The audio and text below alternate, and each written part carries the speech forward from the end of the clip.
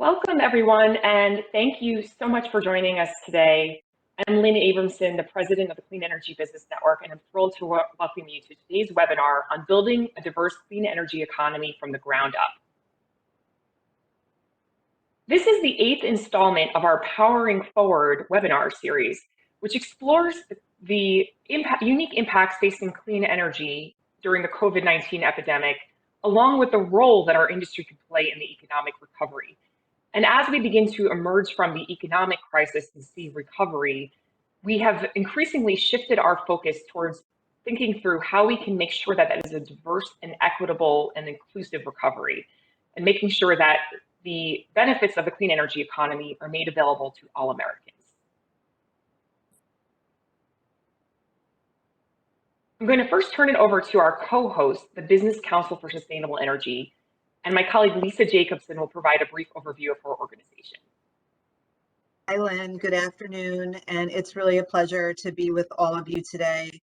This is the end of National Clean Energy Week, as well as Climate Week New York City, and the Business Council for Sustainable Energy and Clean Energy Business Network really couldn't think of a better way to end the week. This is such an important conversation and an overlay on all the work that we're doing to advance policies and to educate on the benefits of clean energy and how we can deploy more faster and at scale. So this is also not the first of our Powering Forward webinar series to focus on workforce, diversity, equity, inclusion. So let me just tell you a little bit about the Business Council. We are a broad-based energy trade association. We are nearly about to celebrate, starting next year, our 30th year as a coalition, and we represent a broad segment of the energy economy, spanning energy efficiency,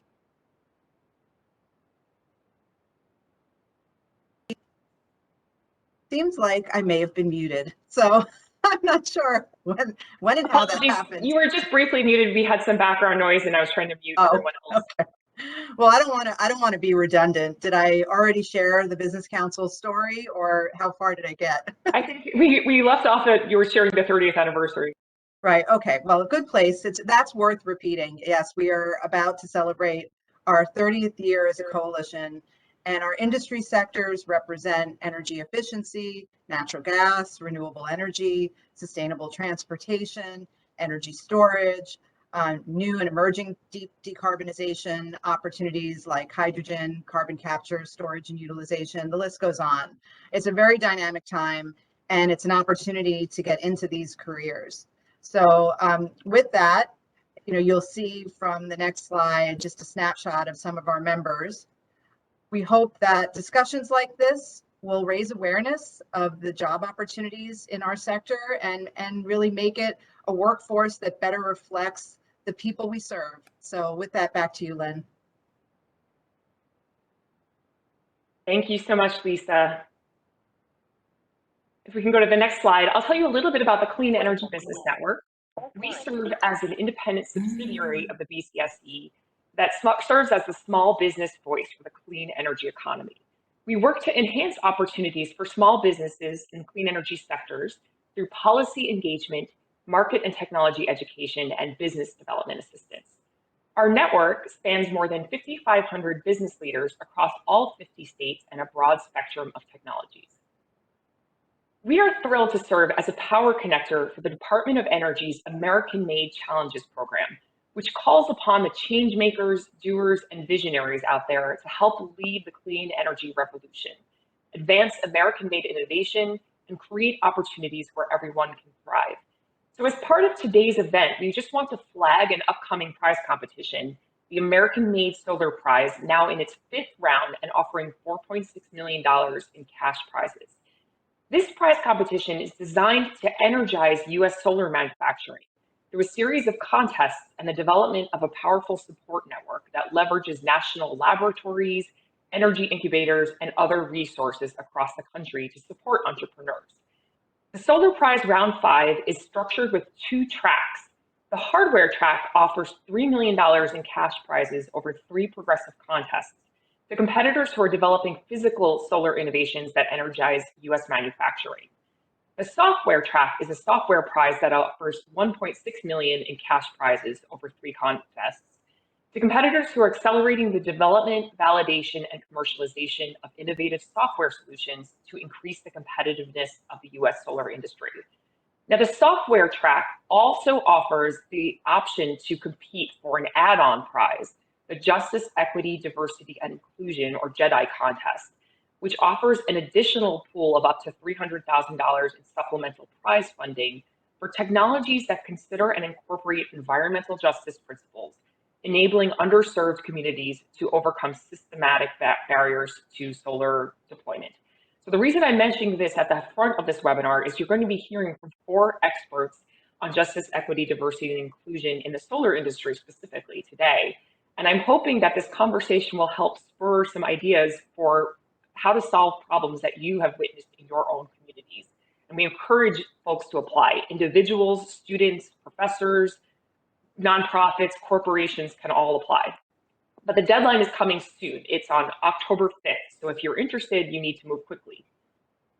However, I will say that the first round of the prize, which is ready, focuses on helping innovators flesh out a plan for their innovations. So you do not need to have a prototype, only a well thought out idea. And the application is very simple with a 2,500 word narrative, a single summary slide, and a 90-second video. So you still have time to pull that together before the October 5th deadline. And I just want to offer that if this prize catches your interest, reach out to the CEBN for help. And we're happy to talk through your ideas and offer support on how to turn them into reality.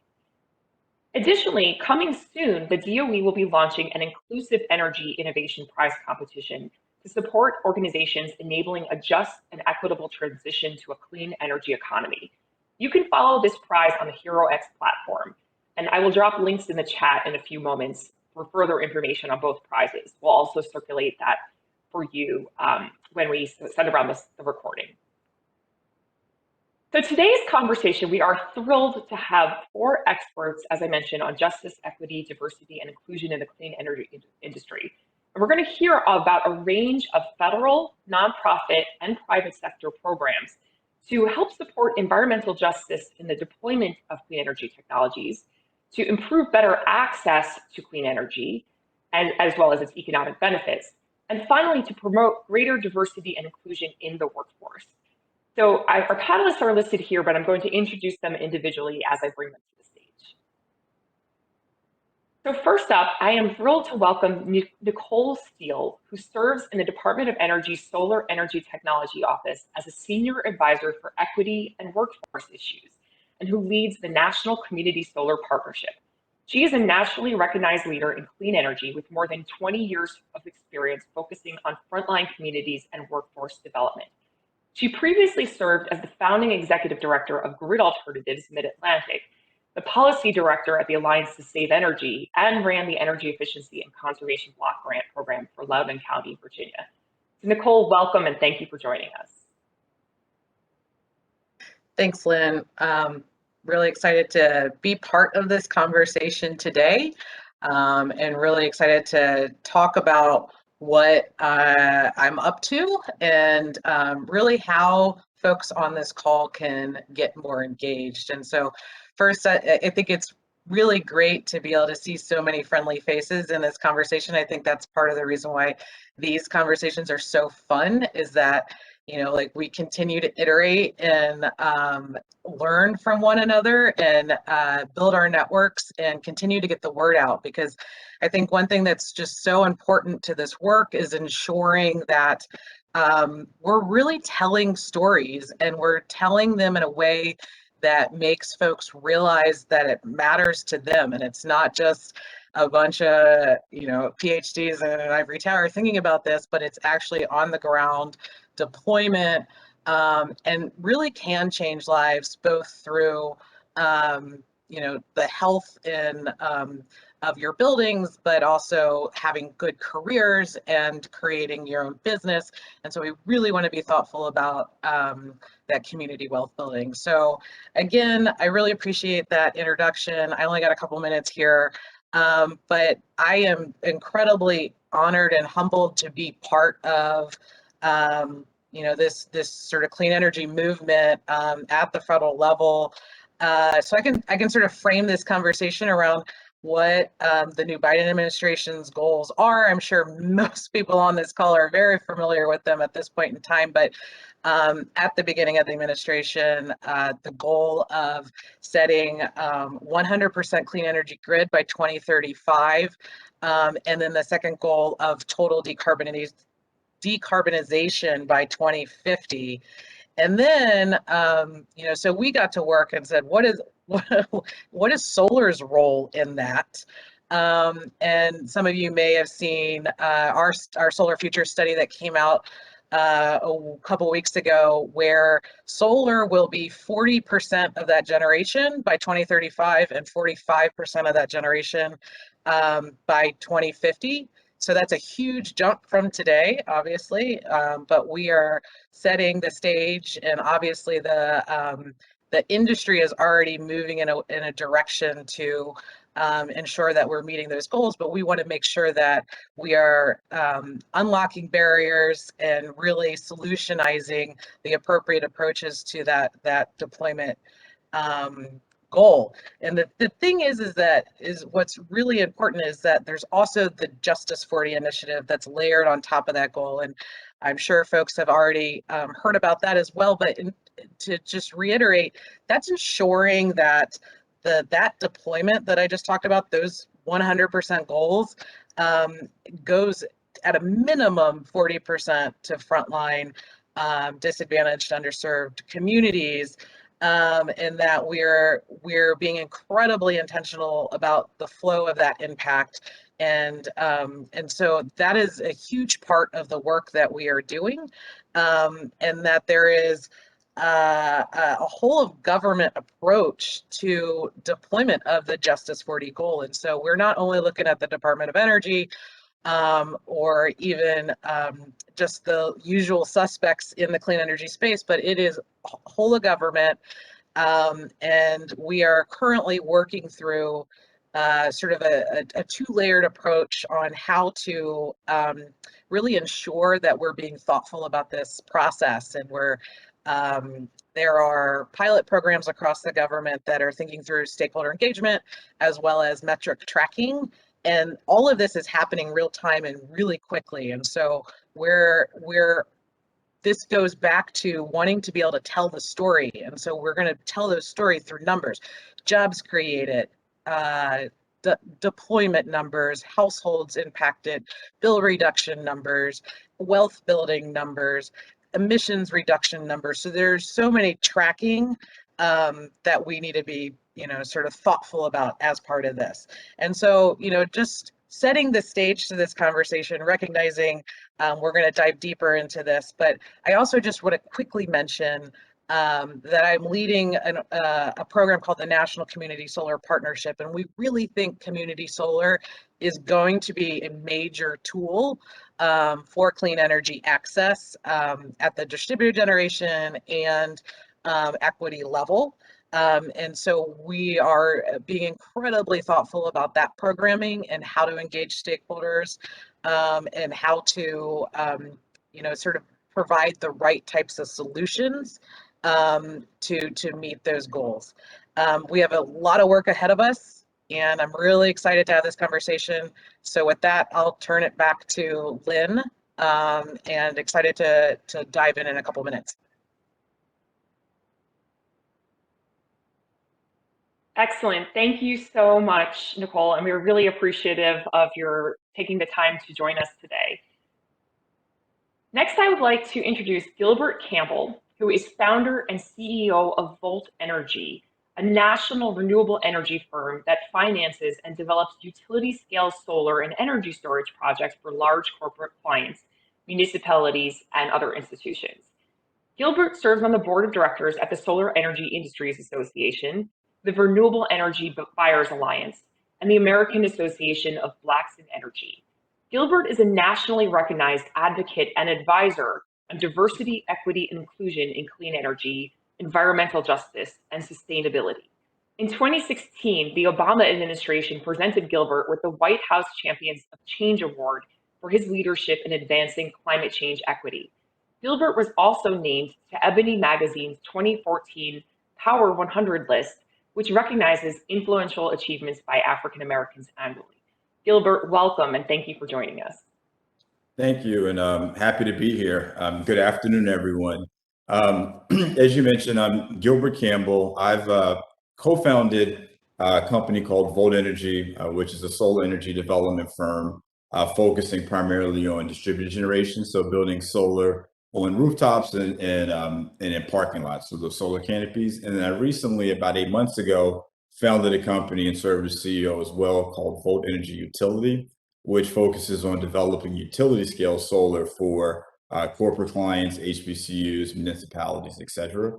But I really wanted to address, mention two things that are kind of like my North Star, that's guiding principles for me personally, but also professionally, and sets the tone for the companies that I've founded as far as our corporate DNA. The first one is making sure that there's more opportunities in doing outreach to young people across the country to really get them engaged as it relates to clean energy and sustainability and environmental justice, with a strong emphasis on young people of color who've traditionally been left behind. Secondly, is to make sure that an industry that I've been afforded the wonderful opportunity to be part of, which is the clean energy industry for over 10 years, making sure that the industry looks more like America. So it's a more inclusive industry, and we're making strides, but there's still a lot of work to be done. You mentioned several organizations, which I have the wonderful opportunity to sit on a board, and I'm able to share a unique perspective. Being in industry, like I mentioned, for 10 plus years as an African American owned company in this clean energy space. So some of the work, how it plays out to address both those issues with the Volt Energy, which is focusing, like I mentioned before, on rooftop solar and solar carports. We've worked with a wide variety of clients. We've done large projects for like large corporations like the Cheesecake Factory, where we put solar to corporate headquarters in Calabasas and energy storage, down to Florida Avenue Baptist Church, which is one of the most exciting projects I've worked on. It's the smallest, but it was the first African American church to have solar in the U.S. And yeah, a lot of benefits beyond just generating solar there, but we helped the church establish a green ministry and work with young people there, to a project that we're working on real time right now at Howard University. We're developing 3+ megawatts of solar all throughout the campus, but more importantly, we're engaging students all across the university, not just in fields like the engineering school or the business school, School of Fine Arts, School of Communication. We're working with like the law school to really make sure that it's a campus-wide effort, and that students understand that the clean energy industry has a role for anyone based on whatever discipline that you're studying in. Secondly, for the company Volt Energy Utility, which I recently founded, we recently signed a 250 megawatt project with Microsoft through a concept that we created called the Environmental Justice PPA. And the rationale behind that is, when you look at urban cities like Washington, D.C., Baltimore, Philadelphia, Detroit, I can go on and on, it really is hard to develop, just based on land constraints, to develop utility scale solar. So through our environmental justice PPA, we work with our corporate partners to be really intentionally focused on developing utility scale solar projects that are addressing emissionality. And when I say emissionality, focusing on developing projects in parts of America where the grid is the dirtiest. So developing projects there and really working in those rural areas, helping people in a just transition to clean energy. Part of it there's wonderful installation jobs that are out there, but there's also jobs as it relates to professional services that we work with, a lot in rural communities to really think about as well. But because these projects aren't cited in, urban inner city environments where there's been a ton of environmental justice, issues, since our inception as a country, and continue to happen, we are taking a percentage of our revenue with our corporate clients and putting it into an environmental justice community impact fund. It's all philanthropic giving. So we're investing in, frontline inner city communities, really to address two issues. Health related issues as it relates to just the fundamental right to breathe clean air and being able to have clean water. So things like making investments to address urban heat islands as an example, like planting trees, but we also want to address the economic justice aspect of environmental justice. What do I mean by that? When you look at, the wealth creation that Nicole mentioned previously, with Black and brown communities lags behind, other communities. And, so we're helping to address that by making investments like microloans to clean tech entrepreneurs of color. And then some of the other things we're looking to address is also the workforce development, creating that pipeline of diverse talent from HBCUs or folks that are already in the industry, in the energy industry, that can just retrofit their skills to step into senior level and executive level positions at clean energy companies, across the country. So it's a little bit about the work that we do, what I'm passionate about, and excited to, to have this exciting conversation this afternoon.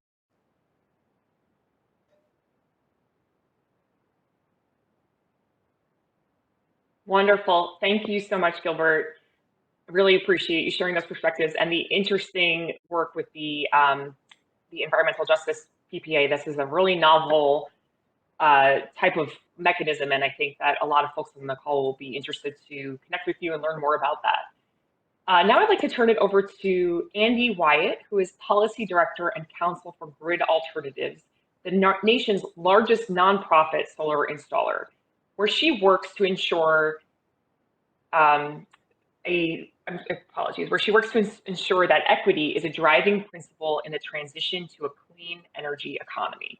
Prior to Grid, Andy advised congressional members and staff on climate, energy, and environmental law at the Congressional Research Service and worked in the private sector at an environmental, energy, and land use focused law firm. Welcome, Andy.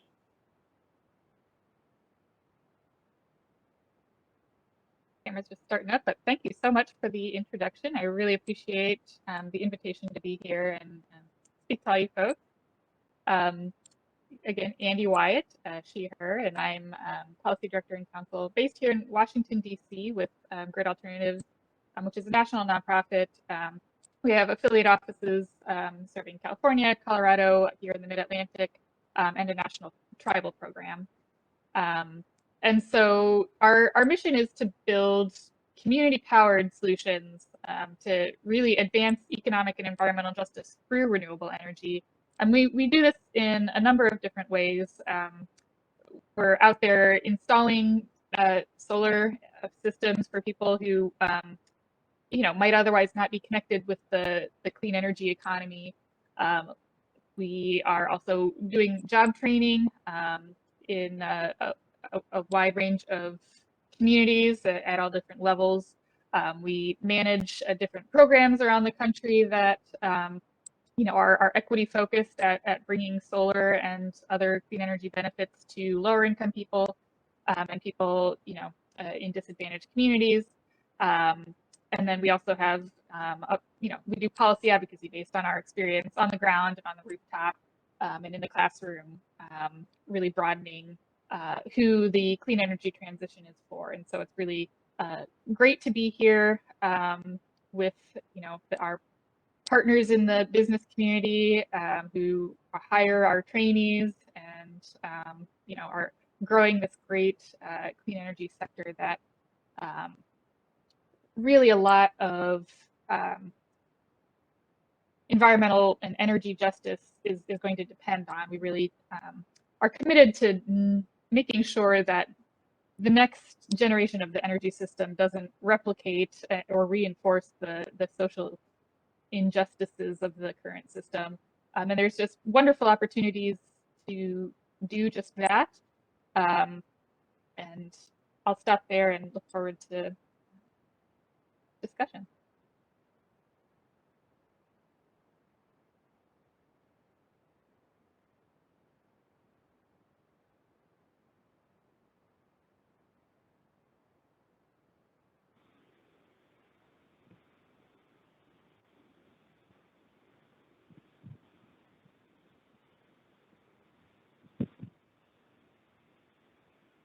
I not stop there? Are we set to keep going?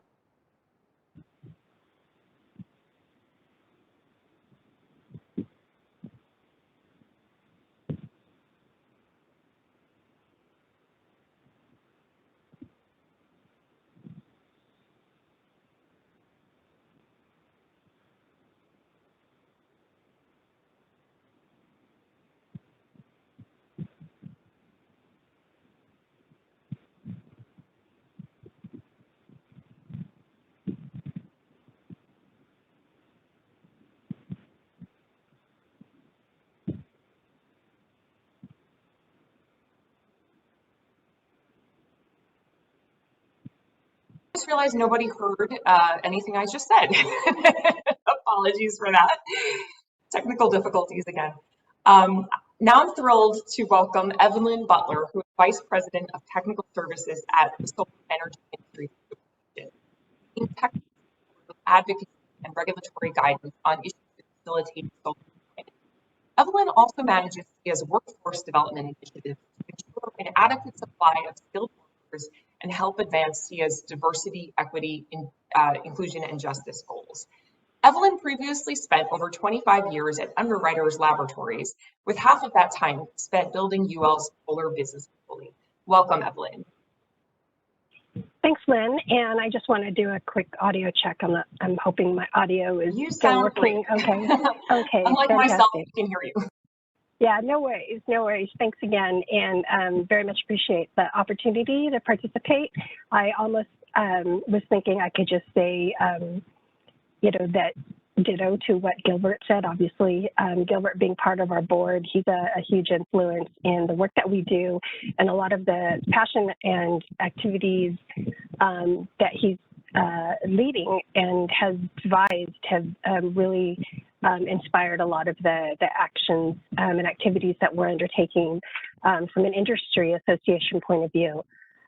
So to kind of get into a little bit about myself and SEIA, as you mentioned, I lead our technical services work here at SEIA that includes all sectors of solar, distributed, community, as well as utility scale, and everything that having to do with codes and standards, permitting, interconnection, quality assurance, operations and maintenance, as well as workforce, because obviously all of those things have an integration of workforce attributes associated with the work that we do there. And then lastly, sustainability. And I work very closely with our policy team at the federal and state levels, really to take all of the great work that they're able to accomplish and how does that actually get implemented and developed into practical and actionable steps that our industry can take going forward. So similar to what you would do from, building a policy, and then how does it actually get implemented into what the industry does to help deploy solar. So that's, very much more of a top-down perspective, but at the same time, there's a lot of opportunity for us to bring what's happening locally to their knowledge as well, so that we're also incorporating very practical aspects within policy. From an EJ perspective and an equity perspective, many of you might be familiar with the fact that SEIA published some principles this summer, and we've been working very intentionally on how we incorporate those into not only our own work, but how do we share that with the rest of industry so that they're also being very intentional about their perspectives as well. Some of those principles include things like Gilbert mentioned earlier, focusing on providing career pathways to underserved communities, and how do we support that infusion of future solar workers into our industry from all different audiences, not only from that STEM perspective, but also from the other professional services like finance, like law, like business development and sales, and those aspects, and the fact that those positions are ones that, everybody and anybody of Black, brown, white, of any race can fill. And so how do we really make sure that the awareness is built and raised about those opportunities within our industry? Our policies have also focused on, how do we expand access to low-cost clean energy within all solar communities with different types of project opportunities like community solar or on-site solar. How do we ensure that, net metering in itself is also accessible by everyone, especially in underserved and disadvantaged communities? We've also done quite a bit of work in terms of leveraging procurement and infrastructure to create economic opportunity for those businesses that have entrepreneurial been created in a number of different communities. One example is our supplier diversity database that's available on our website. And then also, ensuring that we're finding ways to focus that purchasing power, not only of local government, state governments, and the federal government, but also from industries and corporates to consider, very seriously the fact that there are lots of different diverse businesses out there that are equally as talented and skilled for their programs and what they're purchasing. And then lastly, obviously, we do a lot of policy work in terms of tax and incentives, federally as well as at the state level. And so really looking specifically on how do we focus those policy provisions so that they provide opportunities for underserved communities, businesses that were created in there, and really focus on how we ensure that there's equal representation and opportunity. And then lastly, the last thing I'll mention is from our workforce side as well is we're really focusing on developing clean energy curricula at all levels of education. So K through 12, vocational, community colleges, universities, and really making sure that we're sharing the opportunities of the solar industry and the job creation here at those levels as well, but also particularly focusing on the HBCUs and tribal colleges and other educational institutions that are also in and around some of those impacted communities. So I'm looking forward to what we're going to discuss here. I think there's a lot of great opportunity for us to collaborate and bring a lot of the efforts that we're all working on together. And thanks again for the opportunity. Thank you so much, Evelyn. Really appreciate you sharing information about some of those programs and look forward to continuing this conversation. At this point, I'd like to invite all of our panelists to join us back on the stage. And we're going to have a moderated discussion, and I would encourage our audience members to submit your questions in the chat, and we will take some time at the end to go over your questions. And I just want to say, really exciting to hear about the range of programs that you all mentioned, and hoping it will spur further ideas from some of our attendees about ways they can adopt some of the best practices that you have developed in their own organizations and companies. So I just want to invite our panelists. I'm going to ask you each a few questions, but do feel free to jump in and comment in response to your fellow panelists, and we want this to be a lively discussion. So Nicole, I'm going to start with you. In this event, as I mentioned, we've discussed a range of programs targeting environmental justice, clean energy access and investment, and diversity, equity, and inclusion in the clean energy workforce. These are all discrete concepts. Can you talk a little bit about how they differ, but also ways that they intersect? Yeah, sure. I'm happy to jump in and really sort of talk more about the framing that I sort of went through earlier on and how that sort of trickles down into really the work that we're doing, and attempts to clarify a little bit more, Lynn. One of the things that I did not get into, it really is this workforce piece. And there is, a goal by the administration that has a sort of pathway to union membership as part of the clean energy economy. And so that is an element to all of the work that we are doing in the workforce space. I say that because people kind of ask how is the work around environmental justice and DEI and equity really related to these sort of three tiers of goals by the administration. So we have this first tier of clean energy deployment. We have the second tier of Justice 40, which is ensuring that a minimum of 40% of benefits are going to frontline EJ communities. And then there's this third tier of ensuring that the jobs and the businesses, like business opportunities as part of this clean energy economy, are well supported. And so sort of taking this high road approach to job creation, and that it is industry driven, but employee centered.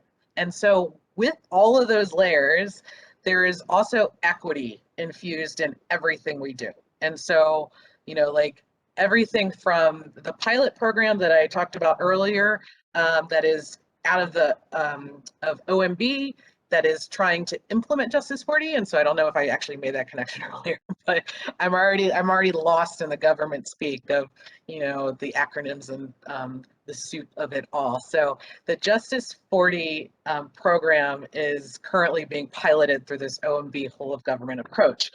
And the idea is to ensure that equity is infused in all government programming, from not only internal culture, and like everything we do when we think about the programs that we are creating and implementing and managing, that we have that lens to that work. But then when we are, you know, anything that we do external, so funding, programs, convenings, tools, that we're taking the approach that, like, how does this impact everyone? Like how do we sort of create a process that's ensuring that all of the work that we do has that equity lens, and everything, and that can be, you know, just like requiring thoughtfulness as part of funding applications. That can be the metric tracking so that we can tell the right story. But, you know, like one of the things that I think is really interesting and exciting is that when we go out into the community and talk to our stakeholders, and I'll use sort of the workforce community in solar as an example, we had a series of convenings back in May with the utility scale industry, the distributed generation industry, unions, and job training organizations. And we had all of those conversations separately so that folks could feel safe and be transparent and say all the things that they want to say. But, you know, like hard, you know, excitement, like everyone was in full agreement that we must be thoughtful about diversifying the clean energy economy. We all want to be part of that. It only will make the clean energy economy better. And how do we create the tools and the resources and the funding to ensure that that happens? And so that is across the board, across all of those industry, union, job training organizations. And so I think there's a really key element here to make sure that, like, to just recognize, I guess, is the right way to say that, is to really recognize is that folks are committed to this and that the government is committed to this. And lastly, because I don't want to take up all the time, for those of you who really do get in the weeds around like the congressional justification and the current budget, you know, we are ensuring that, or we are hoping to see activities that really support diversifying workforce programming. And so for the solar office specifically, there is funding in there to really support a national career accelerator and to create that ecosystem of those players. So the unions, the job training organizations, and industry, and support it in a way that is industry driven. So we're creating the right curriculum that fulfills the right skills and the right numbers and the right types of jobs, but really thoughtful about being employee centered, and that the employee is fully supported throughout the process. We're being intentional about recruitment. We are providing wraparound services necessary throughout the training and once they get a job, and being intentional around job placement and long-term mentorship and continuing education. And so we really are thinking through all of these elements, and all of those things are absolutely required to ensure that our workforce looks like all of America. Great, and it's really exciting to just see the focused attention on this, and you know that this is a government-wide approach. So thank you so much, Nicole. You know, as you spoke a little bit about the need to prepare that workforce, there's still a long way to go in closing the education gap for minorities and women. It's definitely made progress, but it's still a long way to go. And we particularly see that in the science degrees. And one of the things I have found fascinating, just as I dig into the research, is the differences in what types of science degrees students from various demographics pursue. So, for example, based on a National Science Board report, it seems that Blacks are much more likely to earn doctoral degrees in medicine or health sciences, but are very underrepresented in engineering and environmental sciences. So those are some of the fields where you might expect to build an energy or climate-oriented workforce. And for whites, as well as Hispanics or Latinos, the representation in environmental sciences is much stronger.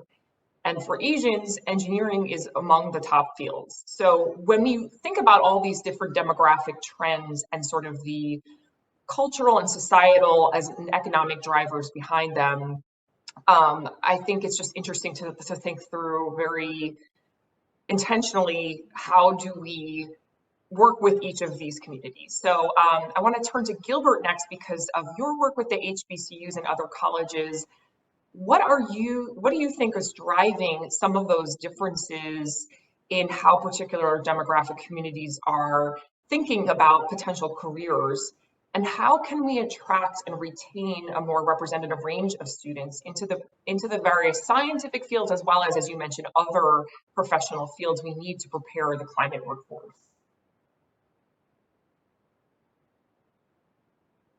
I think you're on mute. Sorry, I was on mute. So excellent question, and I think there's a couple things. So number one, I think it's good to identify and amplify existing programs that have been effective in working with diverse candidates in engineering and environmental sciences. So I'll just name a few to start. So NSBE, which is the National Society of Black Engineers, is a very successful organization that obviously could use more resources and amplification of the work that they're doing. An organization that I'm intimately involved with on the board, but have been a member for 10 plus years, the American Association of Blacks in Energy, for example. One of the chapters in Georgia has this program during what's considered BEAM, Black Energy Awareness Month, where they partner with Georgia Tech in their engineering department, and they've pulled in, and I spoke at the last panel this past year, 150 students of color in the greater Atlanta metro region to really expose them to opportunities in engineering. So I think that we can start with identifying what's working specifically, and I can just name 2 programs off the top of my mind at HBCUs that are already working, but again, need more resources and amplification. So the first is Howard University has within the engineering department a power systems course, and and they do a lot, even looking at like microgrids as it relates to like clean energy. And, we've talked to several of the students there, and they're very excited about careers in clean energy and sustainability and addressing climate change. The other one that I know of directly as well, too, is in North Carolina A&T. They have a program called the Center for Energy Research and Technology, which is also housed within the engineering department. So again, it goes back to, identifying what's out there, what's working, but how can we amplify to make it better? But you're absolutely right. There's a significant gap. I was on a panel that Cohen Resnick, an accounting firm that does a lot in the clean tech space, asked me to be on, and I said, it was for students of color that were interested in clean energy careers. So I said, can you pose a question in the panel to see how many students have seen a clean energy company on campus? And the response rate out of 100 and close to 50 students was only 23%. So as an industry, we have a better job to do as far as showing up at universities across the country, and letting them know that we're looking to bring on diverse talent, but it can't just be at career fairs. A lot of other companies and industries are ahead of us because they're building relationships with students early on. They're partnering in various programs at various universities, so the students know those companies. And as a newer industry, we just have to catch up there. So I think that's another area for opportunity. And as it relates to HBCUs compared to predominantly I guess white institutions, there are siloed programs, like I mentioned, in various universities, and there are environmental studies programs.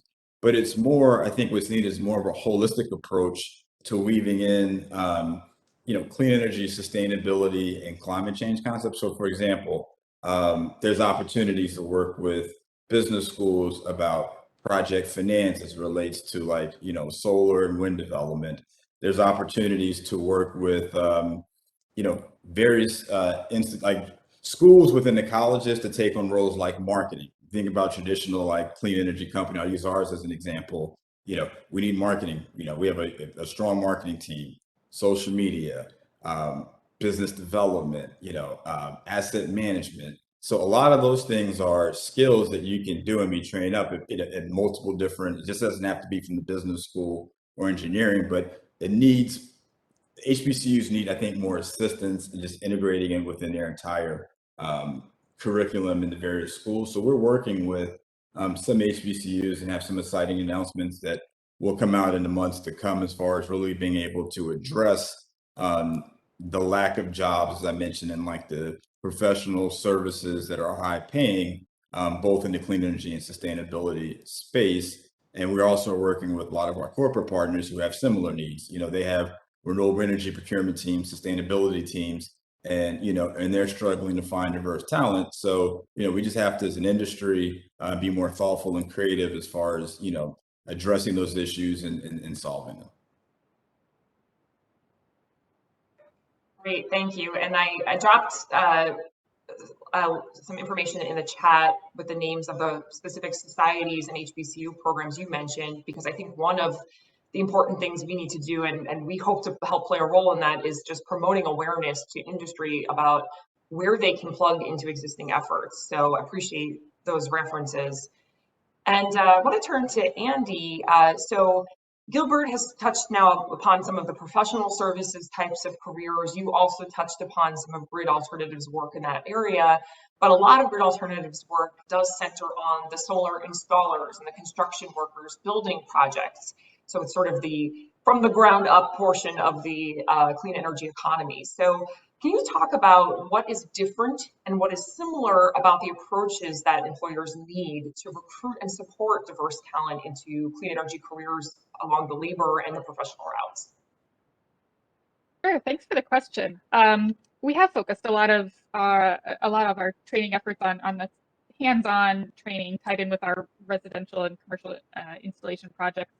And really, you can start with respecting that those are the key roles to actually make things happen, and being the hands that we need to decarbonize as a country. There's no shortcut there. So within that, a lot of our work is really aimed at working with unemployed and underemployed residents of low-income communities, with other different underrepresented groups in the industry to overcome all sorts of barriers that still exist to employment in the industry.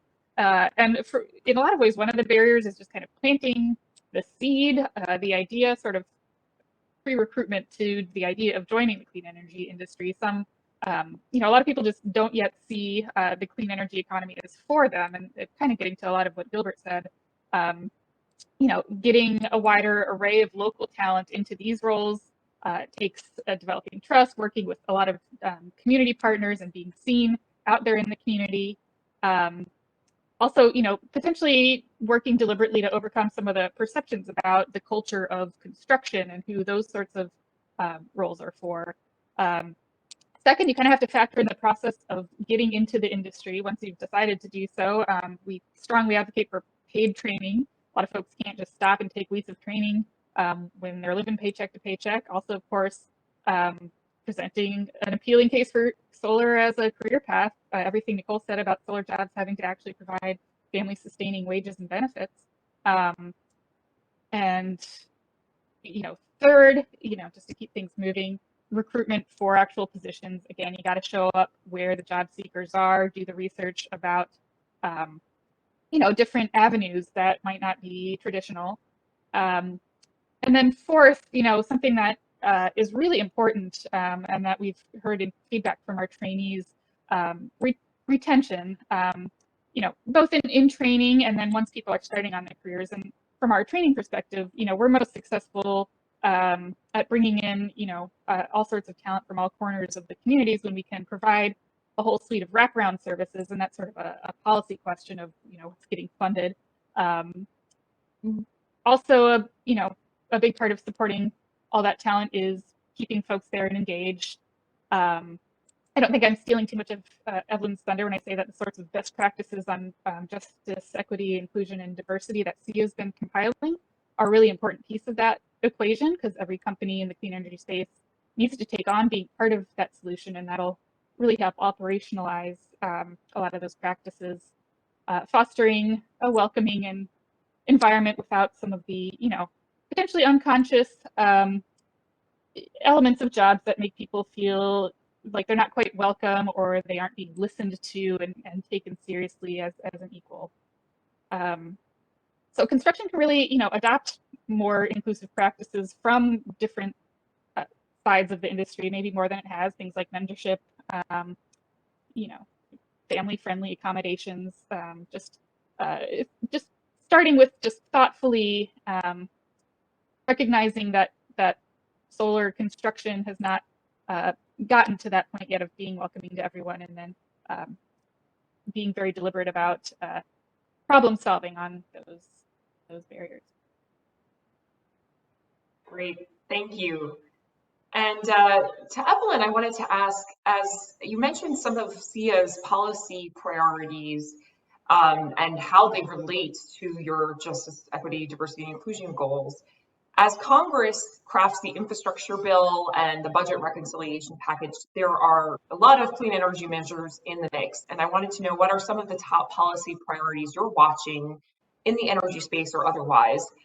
And which aspects of those proposals do you think will be most critical to advancing justice, equity, diversity, and inclusion in the clean energy industry?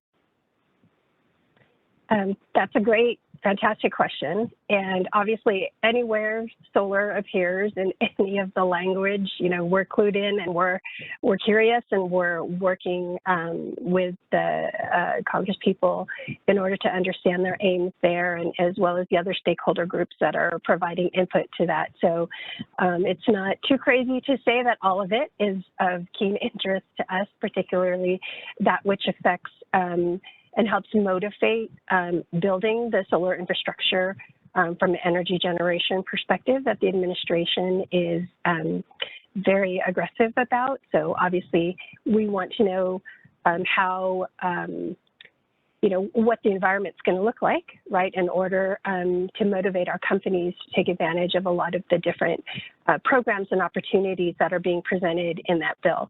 So, certainly anything having to do with increasing workforce development and more solar jobs is very critical to us.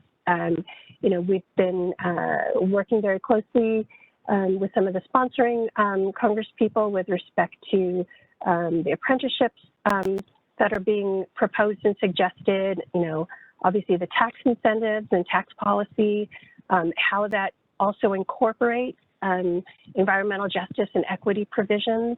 We've also been monitoring very closely the domestic manufacturing programs and incentives that are part of and not part of the infrastructure bill. There's some additional, language that is likely to be proposed to focus on increasing domestic manufacturing, which would also obviously increase the available solar workforce and the interest in different types of roles that could be developed for those types of manufacturing jobs. And, that's the entire spectrum, not just the ones that could be related to, manufacturing skill sets, et cetera.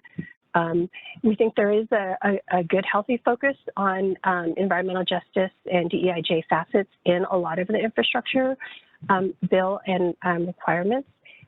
We definitely don't want to see any of those disappear for what ends up happening during reconciliation and the other activities. So, we're watching very closely and in communication to ensure that those are still a part of it as well. And, certainly with a lot of our other work with a lot of the different agencies, either whether it's BLM or the Department of Energy or Department of Labor, we are seeing the good work that Nicole and her colleagues have been doing and trying to incorporate a lot of those environmental justice and equity provisions. It's refreshing to see that there is that focus and that inclusion. But we also want to see is that we operationalize that, right? That we really take that to implementation level, that we're able to offer those jobs and those economic opportunities to new entrepreneurs coming out of those diverse communities, that we want to see, that the professional and the constructional skill set jobs are offered, to people of all color. and that there is also the bandwidth within union labor and merit shops, you know, to embrace all of that from a principal's perspective into how we build, you know, the continuing generations of solar workers. So the infrastructure bill is really critical to all of that, because if we, you know, we don't make these strides now, you know, we really don't have that time to wait from an environmental and climate perspective to say, you know, well, the next generation of leadership will take care of it. We really can't put that off. We have to do it now. And, you know, we're appreciative of the administration's leadership in taking that on. And we're also at the same time committed to making sure industry does our part, and and more, you know, as we need to. Perfect. Really appreciate those insights, and we will all be watching closely what happens with these infrastructure proposals in the coming weeks. So we have time for just maybe one more question for all of you. But first, I have a quick question that appeared in the chat, and we might need to follow up with this person separately to provide links to some resources. But Nicole or others, are you aware of initiatives out there, grants or other programs to help very small organizations, such as very small nonprofits, with regional or sort of local workforce development initiatives? Sorry, I was on mute. I mean, obviously we're doing a lot of waiting right now to see what happens with the reconciliation and infrastructure bills.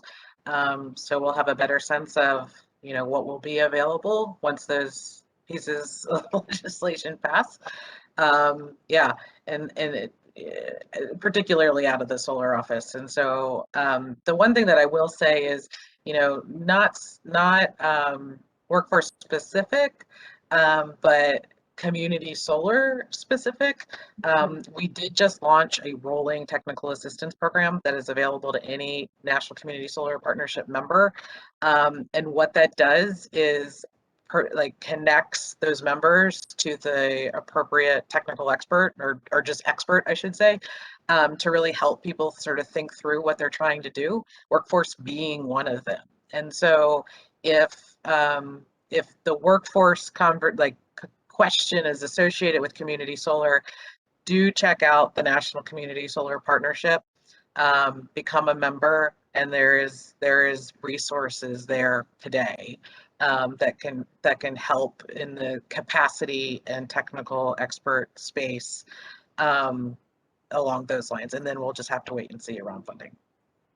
Great, thank you. And I see some of one of the things I love is during this event, our attendees have been putting information about resources in the chat. And I would say anyone who has questions, you know, feel free to follow up with us, because we are tracking and researching programs out there, so we might be able to help plug folks into things, but we always want to know about more. I know also the SBA has some programs out there, and someone in the chat mentioned EDA.